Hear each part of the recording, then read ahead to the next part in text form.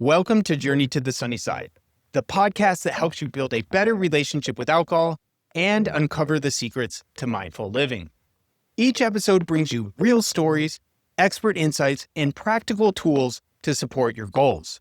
Whether you're cutting back, taking a break, or thinking about quitting for good. I'm your host, Mike Hardenbrook, best-selling author, neuroscience enthusiast, and habit change expert. This show is brought to you by Sunnyside, a personalized, science-backed program that helps you to drink less through habit change, coaching, and community.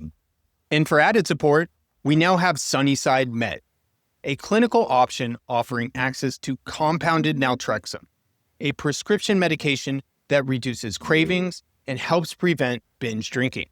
Ready to start your journey?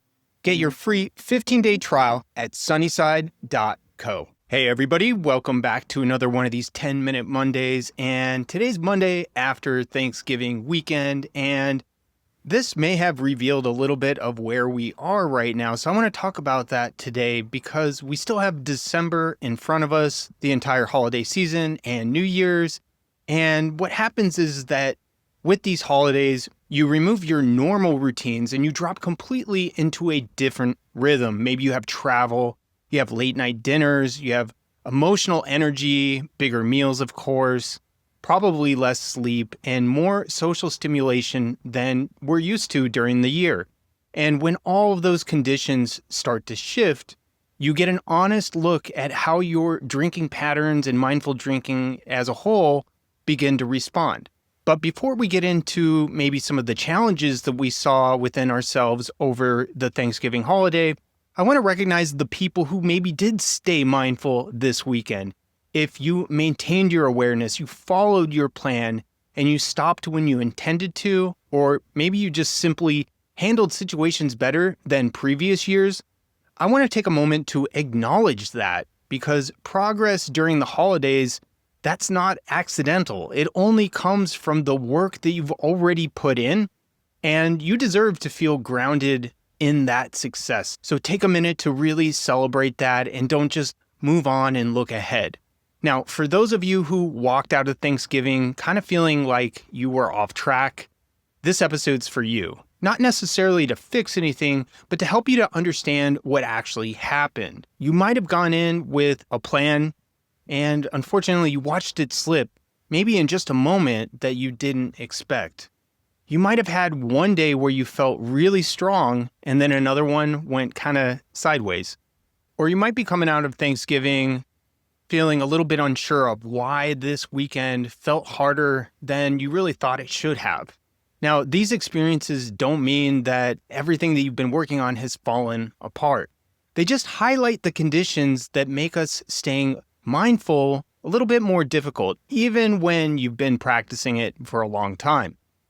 And we need to take a second to realize that Thanksgiving, it really shifts the exact factors that influence a lot of our drinking decisions. You have things like sleep, blood sugar, emotional load, timing of your meals, and just the general stimulation of being around people for hours at a time.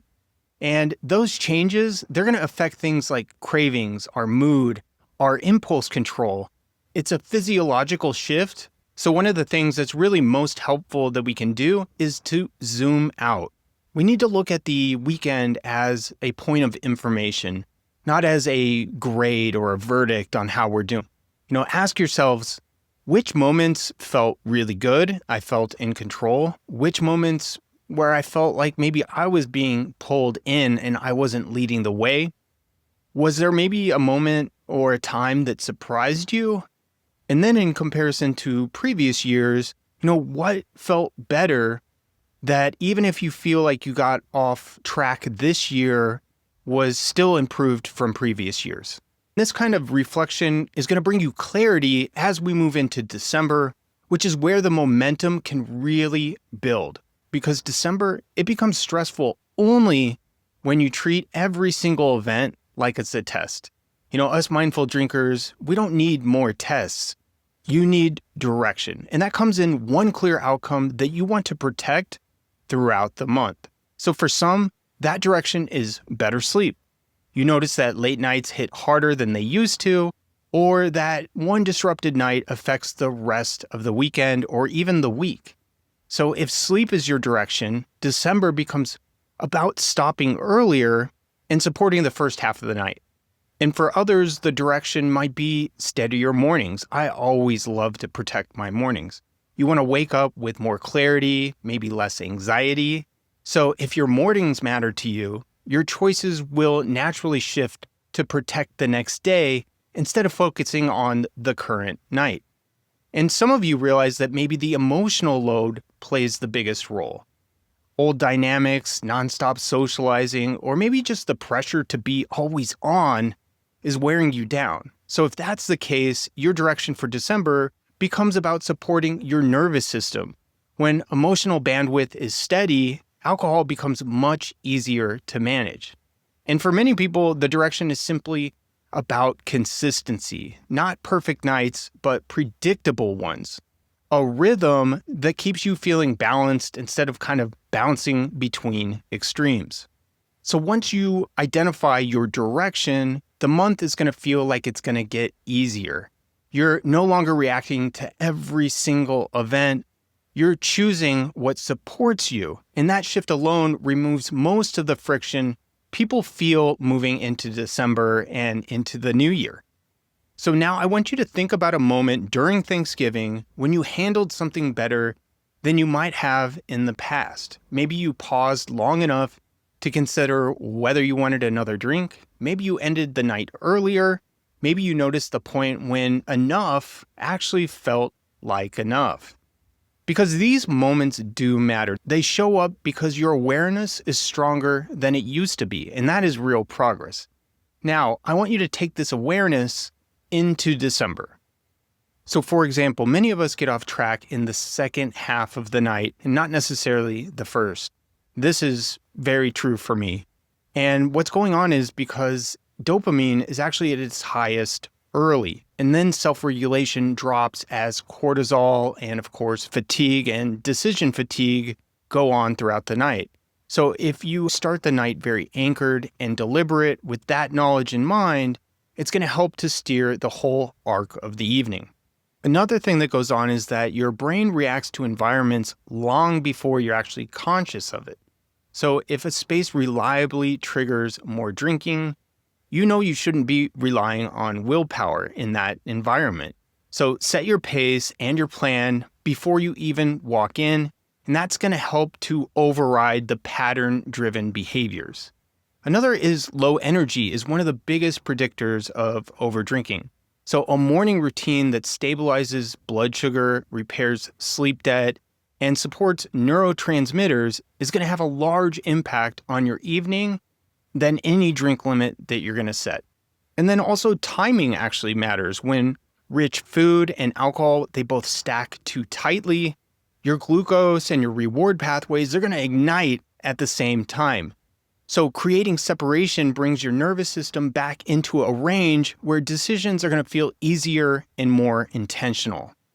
So these are a few examples here. They aren't big changes, if you notice. They're just targeted corrections based on real feedback from your life and your experiences. And this is how mindful drinking really does build momentum. It's not through these strict, rigid rules. It's through clarity and feedback. So with that knowledge, you can move into December not feeling like it needs to be a month where you're just trying to survive. When you simplify your focus and you build around your direction, you're going to gain more control without pressure. So remember, Thanksgiving, it gave you that information. Now you get to use it, set your direction, shape your month, and then let December reinforce that progress that you've made all year long. Okay, thanks for hanging out with me this week. I hope you move into December with confidence. And until next time, cheers to your mindful drinking journey. Journey to the Sunnyside is brought to you by Sunnyside, a personalized, science-backed program that's already helped over 500,000 people cut out more than 24 million drinks. No matter where you are on your journey to build healthier drinking habits, Sunnyside meets you where you are. And now, with Sunnyside Med, you can access compounded naltrexone, a doctor-prescribed medication proven to reduce cravings and prevent binge drinking. giving you the peace of mind you need to make lasting change. If you could benefit from drinking a bit less, head on over to sunnyside.co for a free 15-day trial.